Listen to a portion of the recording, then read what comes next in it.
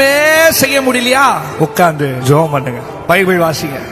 எதுவுமே செய்ய முடியலனாலும் இது ரெண்டு செய்யணும். தாவீது எல்லாம் செஞ்சு பார்த்தான், பாட்டு பாடி பார்த்தான், ஆடி பார்த்தான், துதிச்சு பார்த்தான், ஆராதிச்சு பார்த்தான், என்னென்னமோ பண்ணி பார்த்தான். அவனால கடைசியில ஒன்னும் செய்ய முடியாத போது என்ன தெரியுமா சொல்றான்?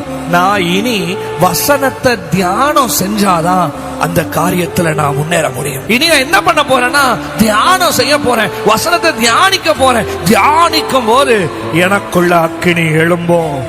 எதெல்லாம் என்ன எழுப்ப முடிக்க எழும்புச்சோ அதெல்லாம் நான் தியானம் செய்கையில் கர்த்தர் அதை அக்கினியை கொண்டு முறியடிப்பார். நீ தியானம் செய்ய உனக்குள்ள ஒரு அக்கினி எழும்பும். நீங்க கர்த்தருக்காய் பிரகாசிக்கிற ஒரு அக்கினியாய், ஒரு சுடரொளி பட்டயமாய் கர்த்தர் இந்த பாடலை பாடும் பொழுது உன்னை ஒரு அக்கினியாய் கர்த்தர் எழுப்புவா. உன்னை எரிக்க வந்த பிரச்சனைகளை ஆண்டவருடைய வசனம் என்கிற அக்கினி உனக்குள்ள போச்சுன்னா மேல இருக்கிறதெல்லாம் சுருண்டு எரிந்து போகும். நம்புற தேவ பிள்ளை மட்டும் கை உயர்த்தி எங்கூட சேர்ந்து ஹalleluya